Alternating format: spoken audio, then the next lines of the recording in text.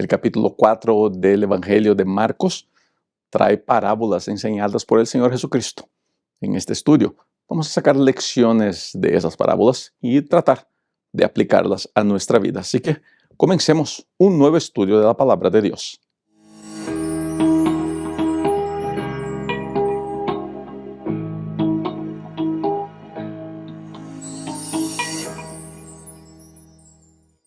Muy bienvenido, querido amigo, querida amiga, aquí a mi canal. Soy Rubén Bullón y este video es el estudio de la lección de la escuela sabática, lección de número 4, que trae como título Parábolas.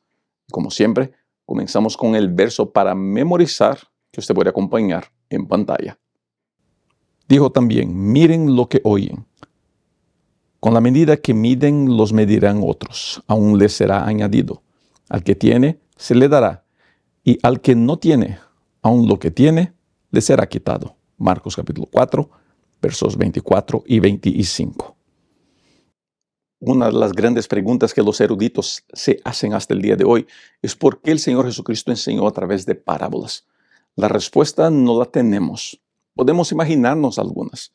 Y para mí la más buena de todas es de que es una manera muy didáctica, muy práctica de enseñar verdades muy profundas y muy delicadas.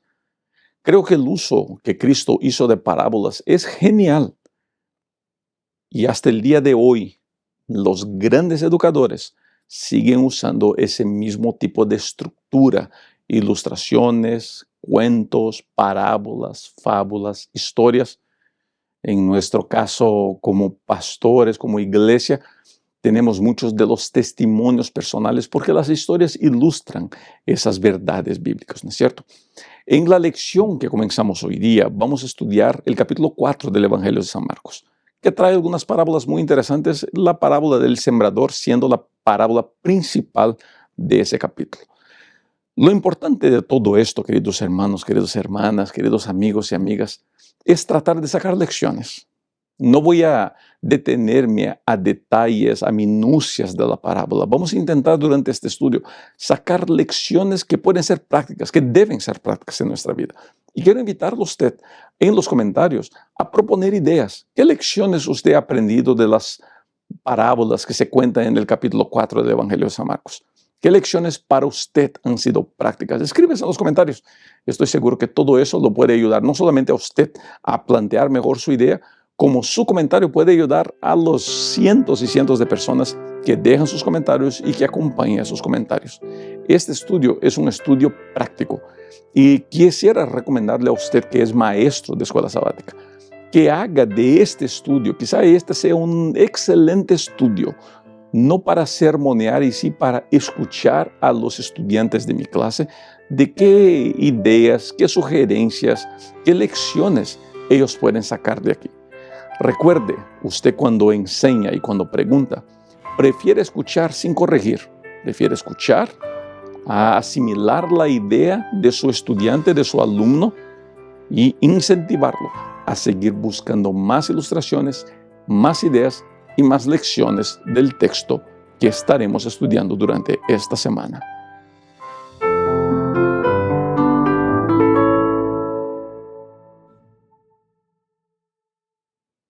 Últimamente me he preocupado en ayudar a las personas a no estudiar la Biblia de manera apurada, correr estudiando la Biblia. Pienso que leer la Biblia de manera muy apurada, muy a la prisa, es un prejuicio, es una pérdida que tenemos de conocimiento de la palabra de Dios. Creo, y es una opinión muy personal, y usted por favor siéntase a gusto de estar en desacuerdo conmigo, de que cuando damos una mirada a la Biblia muy rápida, perdemos la belleza que existe y acabamos, y aquí está el problema, aceptando conceptos, ideas que no son bíblicos. Esa es una preocupación que deberíamos de tener. El estudio de esta semana vamos a ver la parábola del sembrador, de entre otras parábolas. Comúnmente, nosotros tenemos interpretaciones muy antiguas, no sé si es la palabra más correcta que quisiera usar, pero interpretaciones que estamos acostumbrados, vamos a decirlo de esta manera, estamos acostumbrados a escuchar las mismas interpretaciones, las mismas referencias. Entienda esto. Cuando usted lee esta parábola, y se le recomiendo después gastar tiempo en leerla, lea con calma.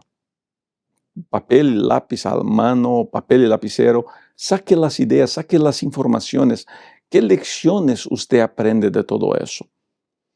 Es muy importante entender de que esa parábola no habla de la iglesia adventista o de una iglesia necesariamente, no.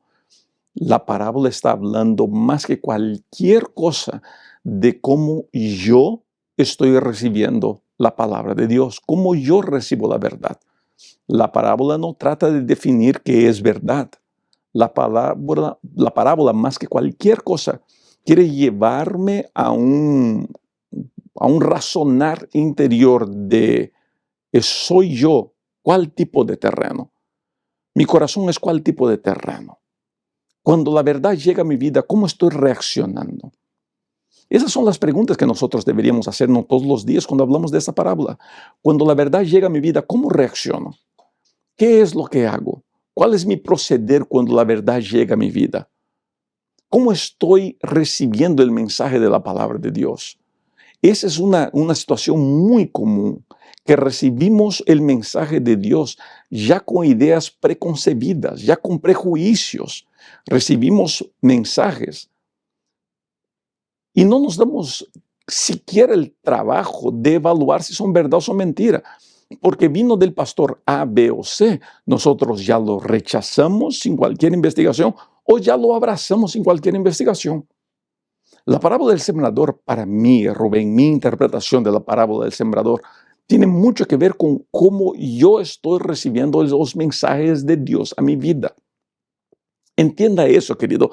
La Biblia no se escribió para que yo juzgue a la iglesia, para que yo juzgue a mi prójimo, para que yo juzgue a mi hermano. La Biblia se escribió para que yo me dé una buena mirada al espejo, para que yo me dé una buena mirada al espejo y llegue a evaluar cómo está mi proceder. De nada te sirve que la palabra de Dios llegue a tu vida para que tú agarres ahora la palabra de Dios y comiences a juzgar a tu hermano, para que comiences a evaluar quién está bien y quién está mal. Y quizás sea ese uno de los peores errores que nosotros religiosos cometemos. Usamos la Biblia para evaluar, para criticar, para juzgar, para condenar, siendo que ese nunca fue mi trabajo y no es el trabajo de la palabra de Dios. Cuando la palabra de Dios llega a mi vida, yo no tengo que ahora mirar afuera, tengo que mirar hacia adentro y pedirle a Dios que me dé sabiduría para tomar las decisiones. ¿Qué tengo que mejorar? ¿Qué tengo que abandonar? ¿Qué tengo que cambiar? Si yo logro hacer esas preguntas, entonces yo me arriesgaría a decir que mi corazón es un buen terreno para la palabra de Dios. Por eso quiero invitarlo a usted hoy día. Dé una miradita a la palabra de Dios. Dé una buena mirada ahora a su corazón. ¿Cómo está su recepción de la verdad? ¿Cómo está su reaccionar a la palabra de Dios en su vida? ¿Cómo está su razonar? ¿Es su mirada más afuera o más adentro?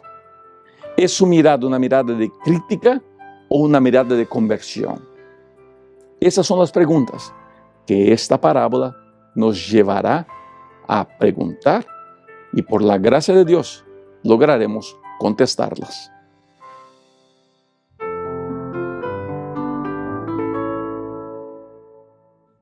Una de las mejores cosas que yo hago cuando estudio la Biblia es hacerme preguntas. Y al estudiar la parábola del sembrador, una buena pregunta que hacemos es, ¿cuál tipo de terreno es mi corazón? ¿Cuál tipo de terreno es mi corazón? En la lección del día lunes vamos a estudiar las interpretaciones que Jesús le da a esa parábola. Y es interesante notar que todo esto aquí tiene que ver conmigo. Es Dios hablando conmigo y preguntándome, ¿cómo está tu disposición de recibir la verdad? Una de las cosas más interesantes del comportamiento humano es nuestra incapacidad de reconocer la verdad, nuestra incapacidad de aceptar la verdad. nuestra incapacidad de hacernos responsables por nuestra vida. Es muy común en comportamiento humano buscar excusas para las cosas, buscar culpables para nuestros errores, buscar explicaciones para nuestras fallas. Quizá ese sea uno de los peores errores que podemos cometer. La verdad, dice la palabra de Dios, nos hace libres. La verdad duele, pero la verdad sana. Por eso es muy importante recibir la palabra de Dios, la verdad, y permitir que ella entre en mi corazón y haga los cambios que tiene que hacer. El Señor Jesucristo habla de la influencia del enemigo, habla de un corazón abierto para recibir, habla de la influencia del mundo alrededor para mi recibimiento de la palabra. La parábola del sembrador es sumamente moderna, es algo que nosotros deberíamos aplicarlo todos los días, porque muchos reciben la palabra de Dios y el enemigo viene a destruirlos. Ahora, el error que podemos cometer aquí es intentar buscar quién es el enemigo que quiere destruir, quién es el enemigo que quiere acabar con la palabra de Dios en mi corazón. Recuerde, la parábola no se está enfocando en cosas exteriores, sí, en el interior del corazón. El enemigo siempre va a buscar maneras de desanimarme de seguir los caminos de Cristo. Pero el problema no está afuera, el problema siempre está dentro del corazón humano. Mi corazón, ¿cómo está reaccionando cuando llega la verdad? Mi corazón, ¿cómo está reaccionando cuando llega la palabra de Dios? ¿Será que yo le doy espacio al enemigo para que él arranque de mi corazón la palabra? ¿Será que yo le estoy dando al enemigo espacio para que saque de mí el deseo de seguir la voluntad de Dios? Los espinos, el Señor Jesucristo dice que son las tentaciones del mundo, las riquezas, las facilidades. Muchos recibimos la palabra de Dios, pero no estamos dispuestos a someternos a la soberanía de Dios. Y ese es el gran punto. Es muy común en nuestros días querer adaptar Dios y su verdad a mi estilo de vida, y ese es un error gigantesco que cometemos. La palabra me lleva a adaptar mi vida a la voluntad de Dios, a permitir que el Espíritu me moldee para que mi vida sea según la voluntad de Dios y no al revés. Y esa ha sido una moda entre algunos teólogos, querer ahora que la Biblia se adapte a las interpretaciones modernas de vida o a las visiones progresistas de políticas, de géneros, de ideologías que quieren destruir la familia y la esencia de la palabra de Dios. Queridos, nosotros jamás podremos aceptar, no deberíamos aceptar de que la Biblia sea, que moldeemos la verdad al gusto de las personas. El sábado siempre será sábado. El sábado no va a cambiar porque a la gente le quiere. La familia será hombre y mujer y no va a cambiar porque la gente quiere. La verdad es la verdad y no puede cambiar porque a la gente no le gusta escuchar la verdad. Por último, el Señor habla de un terreno que está dispuesto a recibir. Y la gran demostración del terreno que está dispuesto a recibir es su habilidad de multiplicarse. El Evangelio no es para que yo me encierre. El Evangelio es para que yo multiplique, para que yo crezca, para que yo sea nueva persona, para que yo alcance cosas diferentes. Todo aquel que recibe el Evangelio y se encierra en su burbuja religiosa, no está permitiendo que la verdad se multiplique.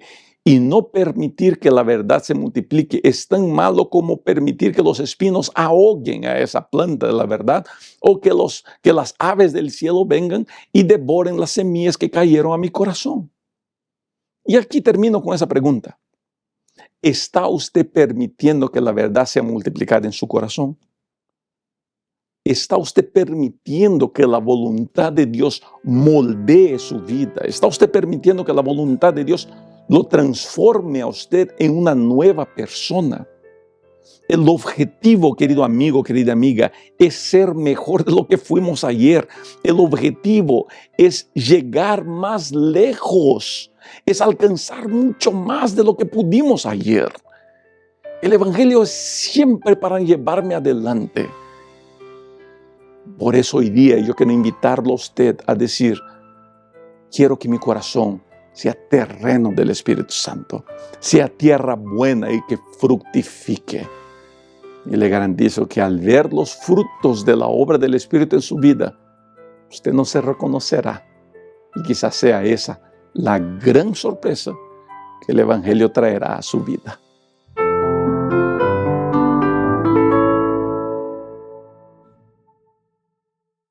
¿Por qué el Señor Jesucristo enseñó a través de parábolas? Bueno, la gran verdad es que no sabemos. Y quizás sea una de las buenas preguntas a hacerle al Señor en el cielo. Tenemos algunas sugerencias, algunas ideas, y todas ellas son muy buenas. Ahora, muchos llegan a creer que el Señor enseñó a través de parábolas para esconder verdades que pudieran llevar a su prisión o a un ataque de los fariseos o de los líderes religiosos en contra de él. Y eso no es verdad, porque muchas de las parábolas que el Señor Jesucristo contó en presencia de esos líderes, ellos entendieron y en muchos momentos se molestaron con el Señor Jesucristo. ¿Por qué el Señor enseñó en parábolas? Ya les dije mis explicaciones, creo que es una de las mejores maneras de enseñar. Cristo era maestro en el arte de enseñar. Las multitudes oían al Señor por horas. Los niños se alegraban en oír al maestro. Y yo creo que esas parábolas tenían esa habilidad de enseñar verdades muy poderosas de manera muy sencilla. Ahora, lo que es interesante e importante aquí en las parábolas es qué hago yo de las verdades que yo recibo. Ese será el gran punto de diálogo en el día martes. ¿Qué hago con las verdades que el Señor Jesucristo me presenta? Y la lección confronta, ¿no? ¿Cómo recibieron los fariseos esas verdades? ¿Cómo recibía el pueblo?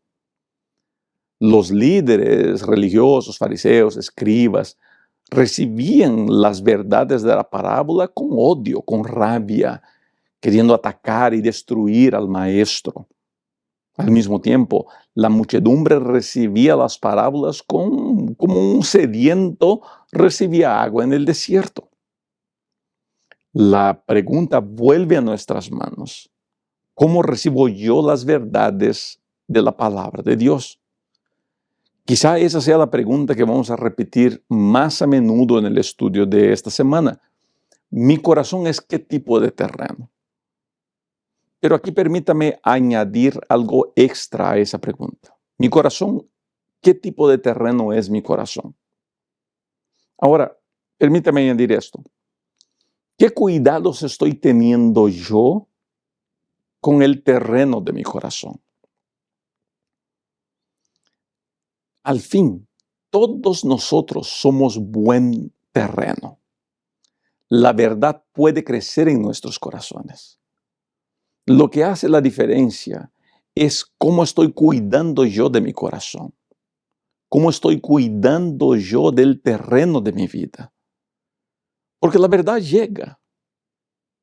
Y los pájaros, las aves, los pájaros o los espinos no dependen del diablo. Bueno, él sí hace sus obras, pero depende mucho de cómo yo estoy cuidando del terreno.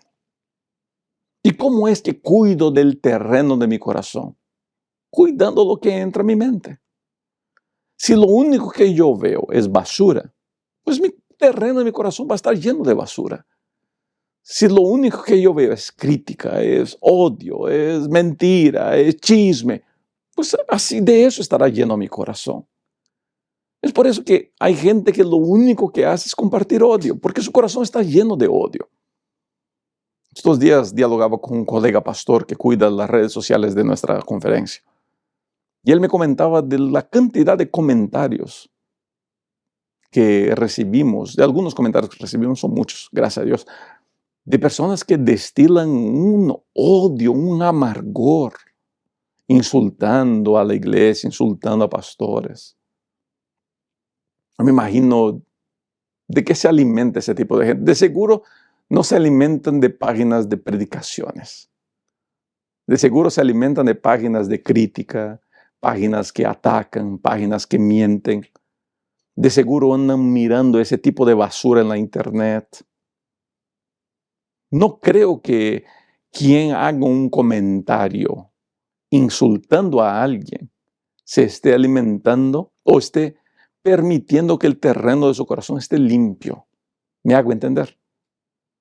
Por eso, querido, vuelvo a repetir, la palabra de Dios tiene que llevarme a mirar adentro para que yo pueda evaluar qué es lo que va en mi vida, para que yo pueda evaluar cómo yo estoy respondiendo a las cosas. Y teniendo esa visión más clara de cómo está mi vida, yo tendré condiciones de tomar mejores decisiones, porque aquí está el punto con el cual quiero terminar. Al fin del día, todo es una decisión personal y diaria.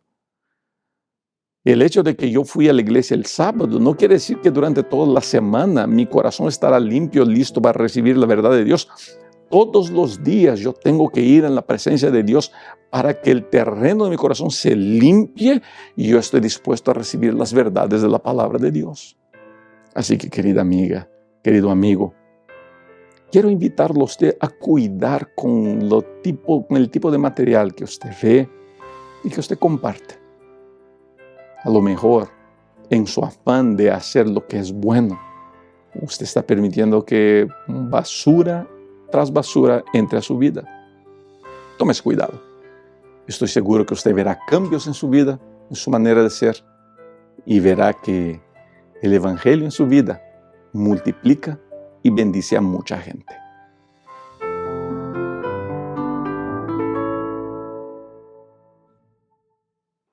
Estos días alguien me contó de un conocido amigo, una persona conocida a mi familia, cercana a mi familia, que decidió vender todo e irse a las montañas, al campo, a vivir alejado de todo el mundo. Según esa persona, es tiempo de salir de las grandes ciudades, es tiempo de esconderse, es tiempo de ir a las montañas a prepararse para la venida de Cristo. Yo entiendo que en el corazón de personas así está el real y honesto deseo de servir a Dios, de obedecer la palabra de Dios. Pero permítame decirle, no hay nada más equivocado que hacer eso. Esa no es la voluntad de Dios en lo más absoluto. No, pastor, pero que si Ellen White dijo para salir de las grandes ciudades, yo estoy preparando, alguien me cobró estos días, yo estoy preparando para enseñarles cómo entender, cómo interpretar mejor a Ellen White. Quiero traer un especialista en el área para hablarnos, presentar ese material, porque es algo muy importante. Por veces nosotros agarramos buenas citas del Espíritu de Profecía y al no entenderlas, acabamos cometiendo errores gigantescos, como por ejemplo ese de que ir a las montañas a prepararme para la venida del Señor. ¿Por qué menciono este punto? Porque es exactamente de esas dos parábolas que la lección del día miércoles va a hablar, de la lámpara y de la cesta. La lámpara, el Señor dice, ¿quién trae una lámpara para meterla bajo la cama? ¿Quién trae una luz para meterla bajo la cama? O sea, esconder mi luz no es la voluntad de Dios claramente. Irme a las montañas es esconder mi luz. Un error que muchos de nosotros cometemos es vivir nuestra vida religiosa solamente dentro de la iglesia. Muchos pensamos que la vida religiosa se resume en ir a la iglesia. Eso es esconder mi luz. Muchos estamos viviendo, escondiendo nuestra lámpara bajo la cama sin permitir que nuestra luz brille. Y quizá, no quiero aquí andar de acusador de nadie, porque no es mi función, pero quizá una de las razones es que no queremos que algunas personas a nuestro alrededor vean ese tipo de luz. Porque fuera de la iglesia, en la iglesia nos portamos súper bien, pero fuera de la iglesia nos portamos súper mal. Y no queremos que la gente de afuera sepa quién de verdad yo debería ser. ¿Te das cuenta de eso? Nosotros fuimos llamados para vivir brillando con nuestra luz. La luz de Cristo debe ser reflejada por nosotros. Las personas tienen que ver a través de nuestra vida que hay un Salvador, que hay Dios, que hay bendición, que hay victoria. El problema es que brillar da trabajo. Brillar requiere sacrificio. Brillar demanda renuncia del yo. ¿Te das cuenta de eso? Es mucho más fácil vivir una vida religiosa de un par de horas en la iglesia a la semana que vivir la vida cristiana durante todo el tiempo a todo lugar que voy. Porque vivir el cristianismo demanda sacrificio. No es la Biblia que se adapta a mí, soy yo el que me adapto a la Biblia. Y eso demanda esfuerzo personal, eso demanda renuncia del yo. Es fácil ser religioso. Es fácil ir a la iglesia un par de horas a la semana. Es por eso, y vuelvo a repetir, es por eso que muchos que no son religiosos no quieren nada con la vida religiosa, porque conocen religiosos que son de la boca hacia afuera, religiosos de un par de horas, que su vida es completamente un desastre y piensan, para seguir a Dios y ser eso, prefiero no seguir.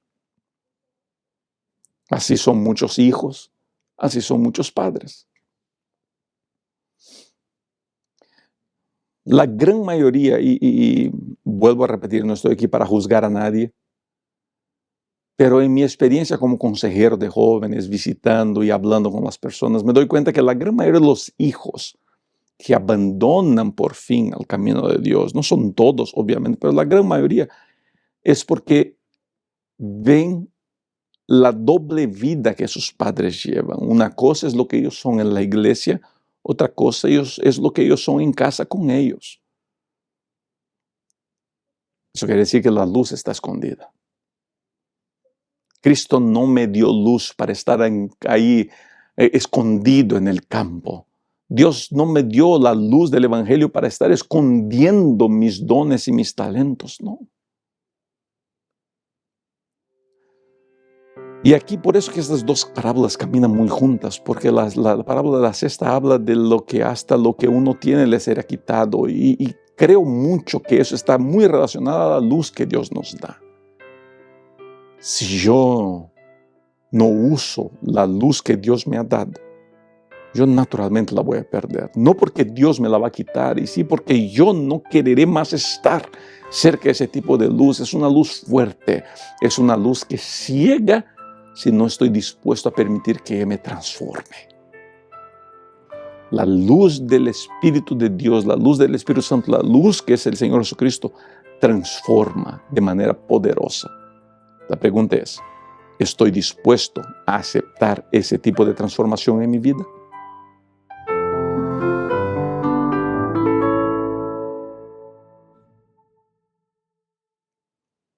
Todo en el reino de Dios comienza con una semilla, como el grano de mostaza. Todo comienza muy pequeño, pero crece por la gracia de Dios. La lección del día jueves va a hablar del crecimiento de la semilla del grano de mostaza. Hay algunos datos interesantes en la lección. Por ejemplo, la semilla de grano de mostaza mide entre 1 y 2 milímetros de diámetro. Si juntamos unas 700 de esas semillas, ellas llegan a pesar 1 gramo, imagínese usted, tan pequeñita. Pero el árbol de esa mostaza llega a medir 3 metros. Qué cosa tremenda, ¿no? ¿Por qué el Señor habla de eso? Él está aquí haciendo una profecía. Está mostrando cómo será el crecimiento del reino de Dios en la tierra. No está hablando de la iglesia. Está hablando del crecimiento del reino de Dios. Yo quiero creer que la iglesia es parte del reino de Dios. Yo sé que por veces nosotros los líderes cometemos errores que nos llevan a creer que estamos alejándonos de lo que es el reino de Dios. Por veces la iglesia pues exagera en una cosa aquí, una cosa por allá. Pero yo quiero creer que la iglesia es parte del reino de Dios, que sigue creciendo. Y ese crecimiento es para bendecir. El evangelio comenzó con un predicador solitario acompañado de 12 personas incultas, limitadas, pero alcanzó grandes cosas, alcanzó grande éxito. Todo en el reino de Dios nace pequeño. ¿Cuántos mensajes yo recibo de gente diciéndome así, pastor, cómo yo quisiera hacer más por Dios? Y yo entiendo lo que quieren decir. Pero todo en el reino de Dios comienza pequeño. Es un canal de YouTube que comienza con 2 personas que lo miran. Es un predicador que logra predicar 15 minutos. Yo me acuerdo en mi primer sermón prediqué como 8 o 9 minutos. Es una iglesia que se reúne antes de ser una iglesia grande, es un grupito pequeño. Todo comienza así, pequeñito.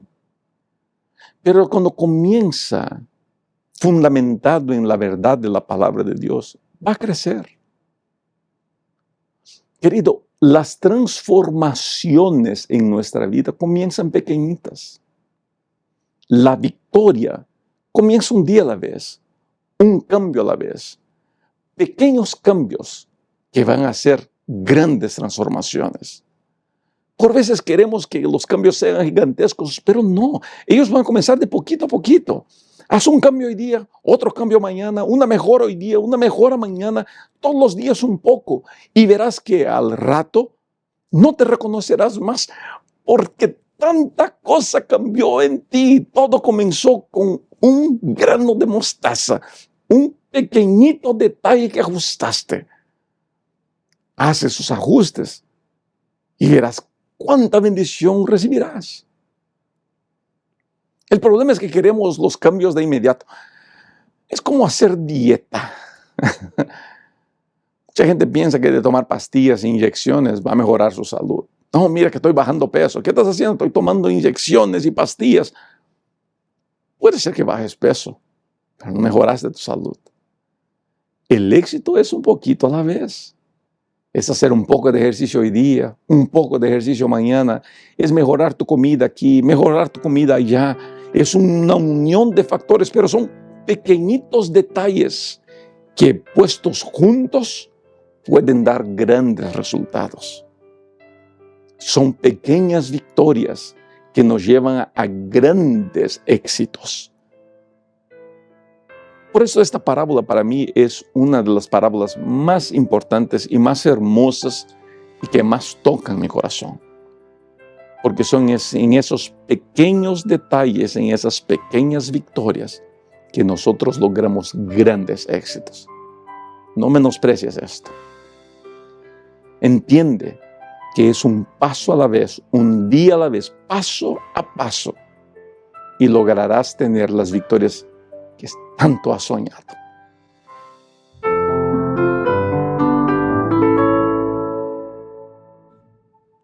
Llegamos al fin del estudio de esta semana.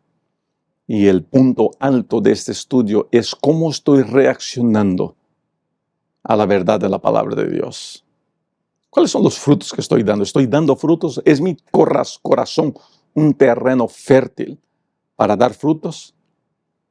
Acompaña estas 3 citas que vamos a leer del Espíritu Profecía que nos ayudarán a entender un poquito mejor esta situación. La verdadera santidad es integridad en el servicio de Dios. Esta es la condición de la verdadera vida cristiana. Cristo pide una consagración sin reservas, un servicio indiviso. Pide el corazón, la mente, el alma, las fuerzas. No debe agradarse al yo. El que vive para sí no es cristiano. El amor debe ser el principio de la acción. El amor es el principio fundamental del gobierno de Dios en los cielos y en la tierra y debe ser el fundamento del carácter del cristiano. Solo esto puede hacerlo y mantenerlo estable. Solo esto puede habilitarlo para resistir la prueba y la tentación.